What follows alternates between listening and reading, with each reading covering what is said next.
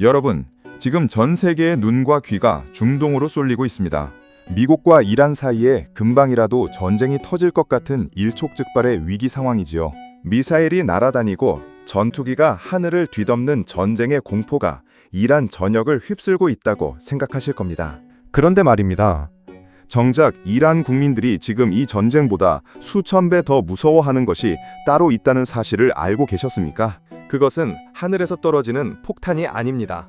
바로 수도꼭지를 돌려도 단 한 방울도 나오지 않는 물입니다. 전쟁은 협상을 하면 멈출 수 있지만 물이 사라진 나라는 다시는 살아날 수 없기 때문입니다.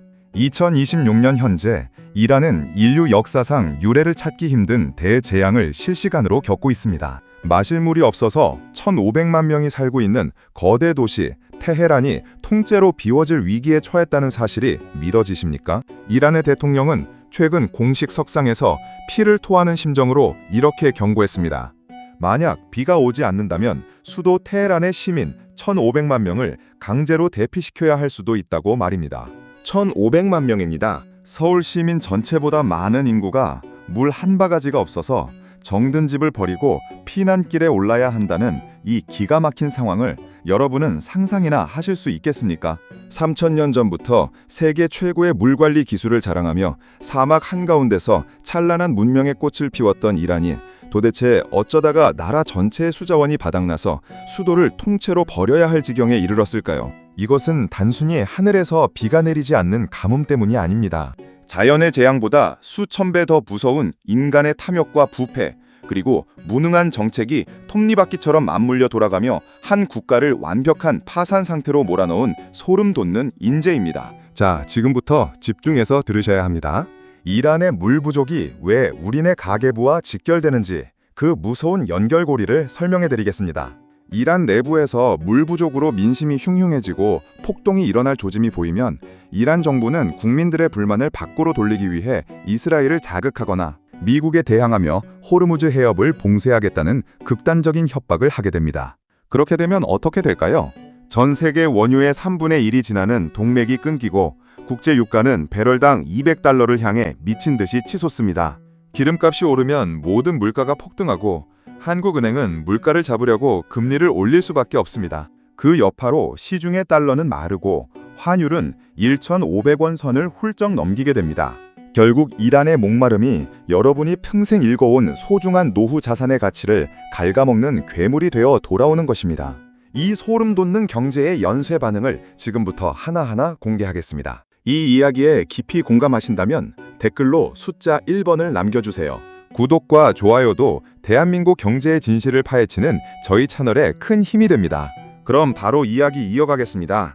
이란의 처참한 물 파산 현실을 숫자로 확인해보면 더욱 소름이 돋습니다. 이란 전역에 있는 거대 댐 19개가 현재 저수율 5% 미만으로 사실상 바닥을 드러냈습니다. 수천억 원을 들여 물을 가둬두기 위해 지은 거대한 댐들이 이제는 말라 비틀어진 땅이 되어 먼지만 날리고 있는 꼴입니다. 하지만 댐이 마르는 건 시작에 불과합니다. 진짜 무서운 괴물은 땅속에 숨어 있었습니다. 바로 지하수입니다. 지난 20년 동안 이란 땅속에서 흔적도 없이 사라진 지하수의 양은 우리나라 소양강댐 70개를 합친 것보다 많은 211 세제곱킬로미터에 달합니다. 땅속에 고여있던 물을 미친 듯이 퍼올리기 시작한 지 불과 40년 만에 3,000년 동안 비축해온 수맥이 완전히 끊겨버린 것입니다. 물을 잃어버린 땅은 이제 비명을 지르고 있습니다. 지표면이 매년 31cm씩 꺼지고 있는데 이것은 전 세계적으로도 유례가 없는 공포의 속도입니다. 도시의 아파트 벽이 쩍쩍 갈라지고 도로가 갑자기 푹 꺼지며 유구한 역사를 자랑하는 문화유산들조차 집안 치마로 붕괴 위기에 처해 있습니다. 이란의 심장부인 테헤란 주변 지반은 마치 스펀지가 물을 뺏긴 것처럼 쪼그라들고 있습니다. 중동에서 가장 큰 호수 중 하나였던 우르미아 호수는 이제 90%가 사라지고 시커먼 소금밭으로 변해버렸습니다. 한때 푸른 물결이 넘실대던 그곳에 이제는 유령 선박들만 녹슨 채 덩그러니 놓여 있습니다. 호수가 마르며 남겨진 독성 소금 가루들은 바람을 타고 날아가 주변 농토를 죽이고 사람들의 폐를 망가뜨리고 있습니다. 똑똑히 들으셔야 합니다. 지반이 1년에 30cm씩 내려앉는다는 것은 도시 전체의 하수도와 파이프라인, 그리고 전기 배선이 뒤틀려 끊어지고 있다는 뜻입니다. 겉보기에는 멀쩡해 보이는 테헤란이라는 거대 도시가 속에서는 이미 다 썩어 문드러져 땅 밑으로 가라앉고 있는 이 기괴한 광경은 인간의 무분별한 개발이 가져온 가장 잔인한 성적표입니다. 2026년 현재 이란은 단순히 물이 없어서 죽는 게 아닙니다. 물을 품었던 땅 자체가 사라지면서 국가의 근간이 무너져 내리고 있습니다.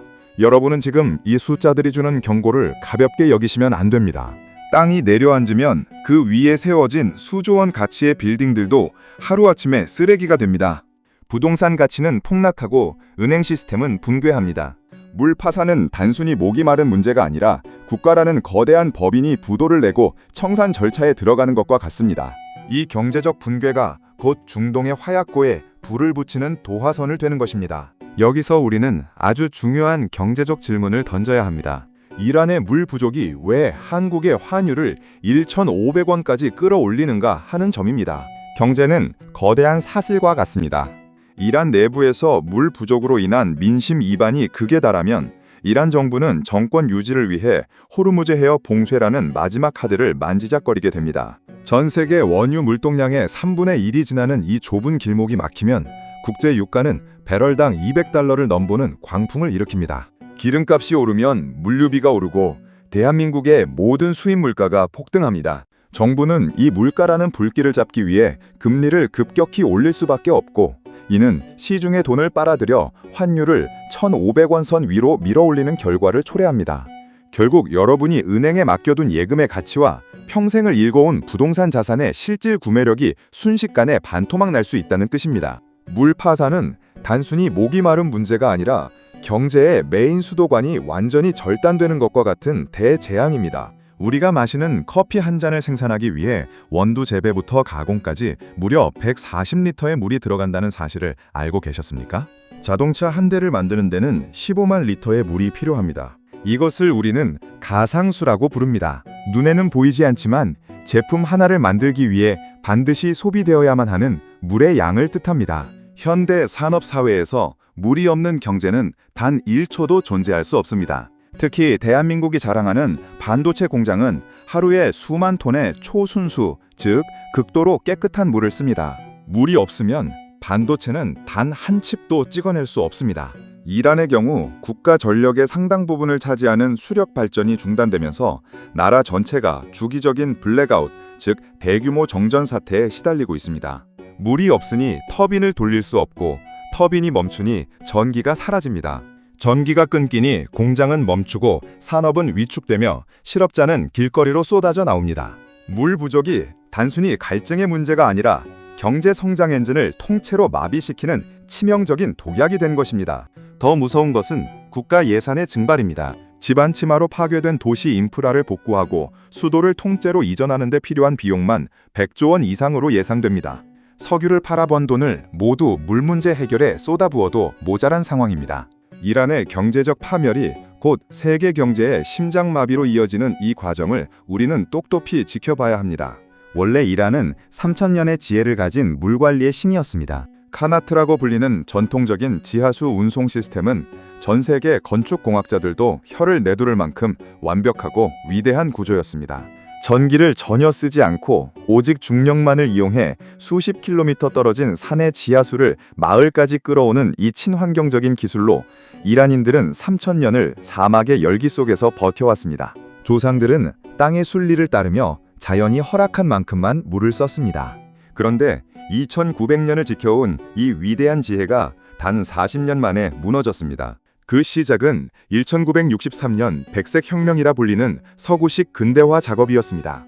오일머니가 쏟아져 들어오자 정부는 서구식 기계식 펌프를 무분별하게 보급했습니다. 카나트처럼 천천히 흐르는 물 대신 강력한 전기 모터로 지하 깊숙한 곳의 물을 미친 듯이 퍼올리기 시작한 겁니다.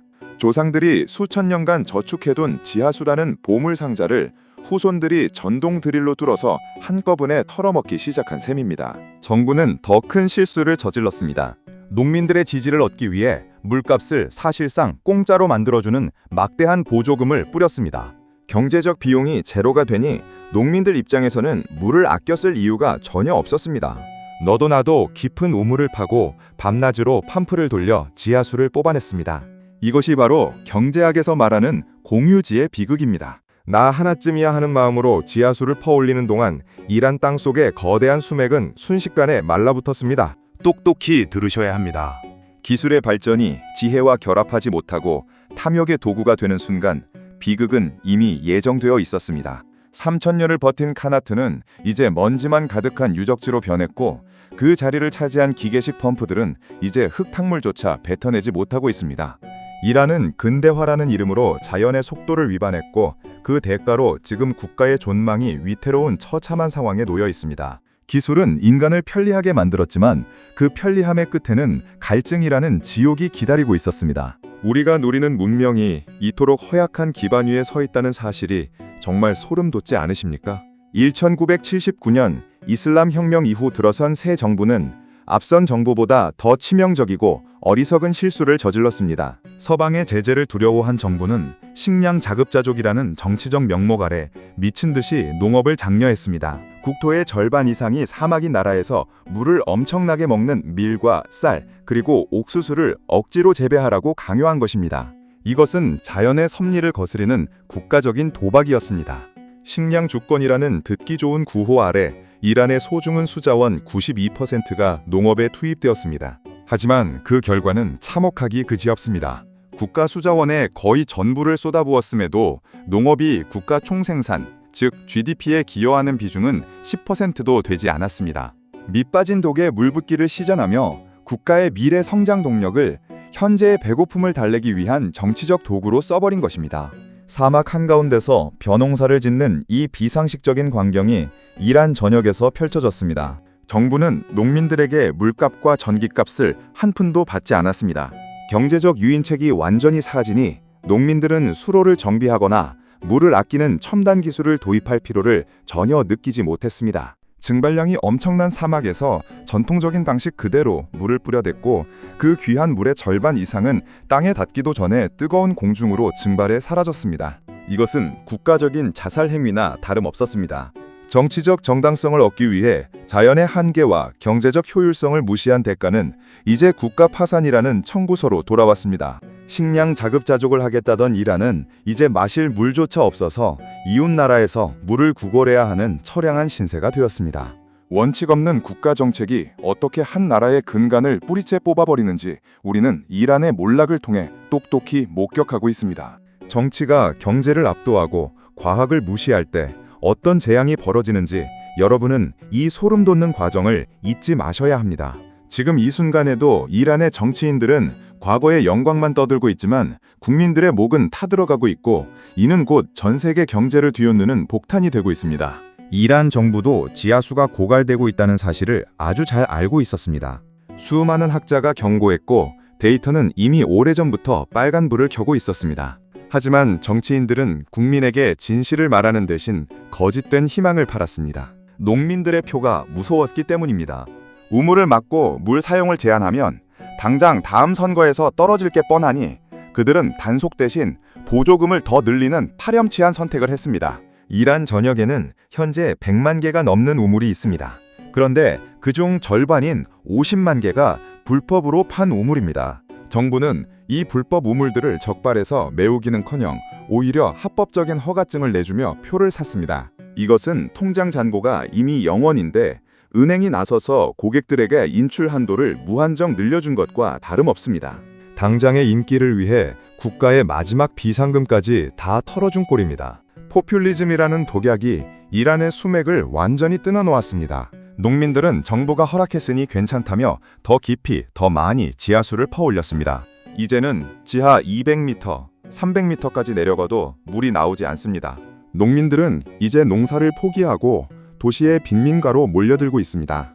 농촌은 유령마을이 되었고 도시는 넘쳐나는 빈민들로 몸살을 앓고 있습니다. 똑똑히 들으셔야 합니다. 대중의 인기를 위해 국가의 자원을 낭비하는 정치인들은 결국 국민 모두를 사지로 몰아넣습니다. 이란의 농촌은 이제 사람이 살 수 없는 불모지로 변해가고 있고 정부는 그 책임을 지지 않습니다. 표를 얻기 위해 내준 허가증은 이제 휴지 조각이 되었고 농민들의 삶은 흙먼지 속으로 사라졌습니다. 이것이 바로 정치적 이익이 경제적 생존을 압도했을 때 벌어지는 참혹하고도 잔인한 결말입니다. 정치인들의 달콤한 약속 뒤에 숨겨진 썩은 물의 진실을 우리는 절대 잊지 말아야 합니다. 지금 이 위기가 남의 일인 것 같습니까? 우리 주변에서도 표를 위해 미래의 자산을 끌어다 쓰는 모습이 보인다면 그것이 바로 멸망의 전조임을 깨달아야 합니다.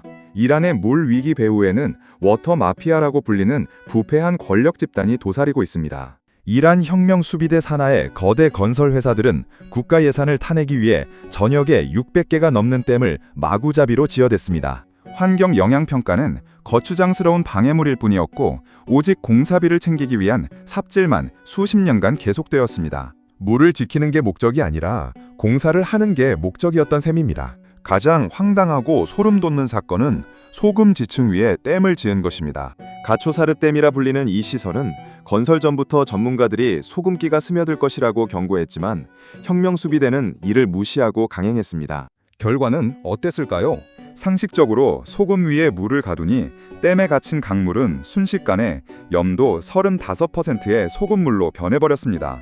그 물을 끌어다 쓴 주변 농지는 소금밭이 되었고 수십만 그루의 대추야자나무가 몰살당했습니다. 이 부패한 세력들은 물을 관리하는 게 아니라 물을 이용해 자신들의 배를 불렸습니다. 사람들은 이들을 물피아라고 부르며 분노하고 있습니다. 국가의 생명줄인 물을 볼모로 잡고 수조 원의 예산을 가로채는 동안 이란의 강줄기는 끊겼고 호수는 신기로처럼 사라졌습니다. 권력의 탐욕이 어떻게 한 나라의 물길을 막고 독이 든 소금물로 바꾸는지 우리는 이 과정을 통해 똑똑히 알 수 있습니다.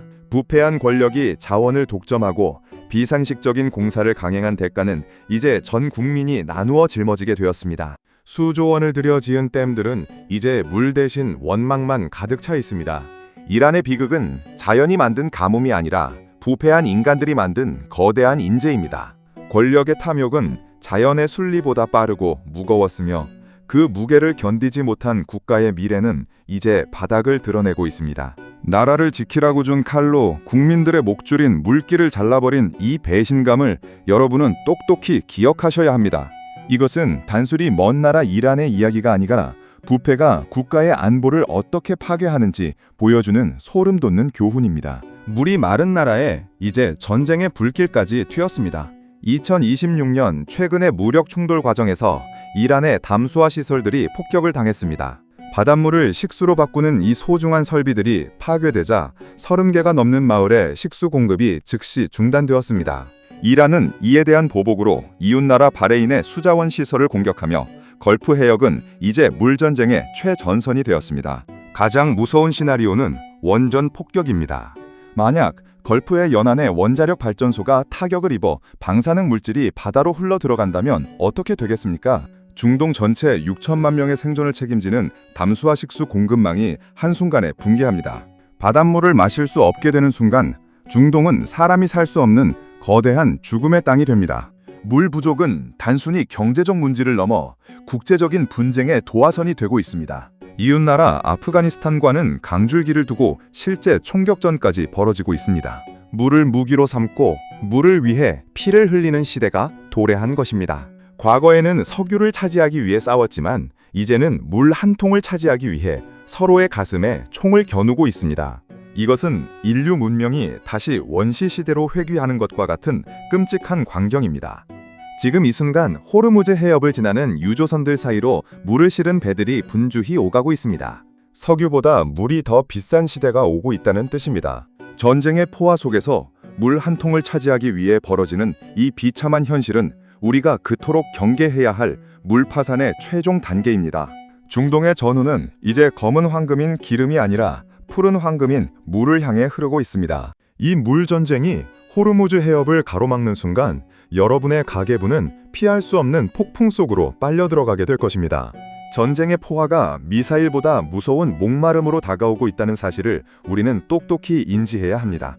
여러분, 이 모든 이야기가 먼 나라 중동의 이야기로만 들리십니까? 절대 아닙니다. 우리나라도 이미 유엔이 지정한 물 스트레스 국가입니다. 최근 삼성전자가 경기도 용인에 짓기로 한 거대 반도체 클러스터 사업이 왜 지연되었는지 아십니까? 바로 물 확보 문제 때문이었습니다. 반도체 공장을 돌리기 위해 매일 수십만 톤의 물이 필요한데 그 물을 어디서 가져올지를 두고 지자체와 주민들 간의 갈등이 극에 달았습니다. 우리나라 원유의 70%가 중동에서 오고 그중 95%가 호르무즈 해협을 지납니다. 중동에서 물 전쟁이 터져 유가가 폭등하면 대한민국의 물가와 경제 성장률은 그 즉시 직격탄을 맞습니다. 우리가 먹는 음식, 우리가 타는 차, 우리가 쓰는 전기 모두가 중동의 안보와 긴밀하게 연결되어 있습니다. 이란의 몰락은 곧 전 세계 물가 상승의 기폭제가 될 것입니다. 이란의 물 파산은 단순히 그들만의 비극이 아닙니다. 중동의 혼란은 우리 집 가계부를 망가뜨리는 직접적인 위협입니다. 또한 우리나라도 기후변화로 인해 가뭄과 홍수가 극단적으로 반복되고 있습니다. 지하수 고갈 문제도 남의 일이 아닙니다. 전국 곳곳에서 무분별한 지하수 개발로 땅이 꺼지거나 농작물이 말라 죽는 현상이 보고되고 있습니다. 똑똑히 들으셔야 합니다. 물은 국가 안보의 핵심입니다.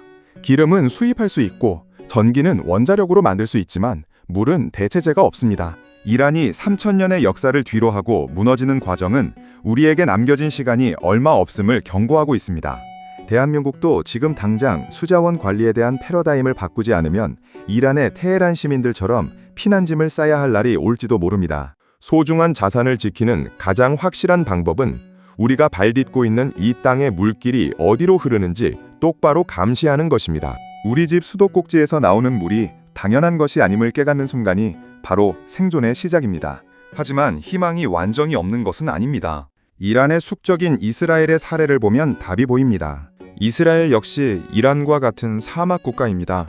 하지만 그들은 물의 가치를 일찍이 깨달았습니다. 전 세계에서 폐수 재이용률 1위를 기록하고 있고 바닷물을 식수로 바꾸는 해수 담수화 기술을 세계 최고 수준으로 끌어올렸습니다. 그들은 물을 자원으로 본 게 아니라 생존 기술로 보았습니다. 이스라엘은 물 한 방울도 낭비하지 않는 점적 관계 기술을 개발해 이제는 사막에서 농사를 지어 이웃나라에 물과 농산물을 수출하는 물 강국이 되었습니다. 그 비결은 무엇이었을까요? 바로 물값을 공짜로 만들지 않은 것입니다. 물의 가치를 정확한 가격으로 책정하고 기술 혁신에 과감히 투자한 결과입니다. 물을 소중히 다루는 문화가 기술을 만들고 경제를 살린 것입니다. 반면 이란은 물값을 공짜로 만들어 포퓰리즘에 이용했고 그 결과 국민 모두를 사지로 몰아넣었습니다. 이란의 비극은 가뭄이라는 천재지변이 아니라 잘못된 정책과 부패 그리고 무책임한 정치가 만든 명백한 인재입니다. 물의 가치를 인정하고 아끼는 나라와 물을 정치적 도구로 삼아 낭비하는 나라의 미래가 이렇게 극명하게 갈립니다.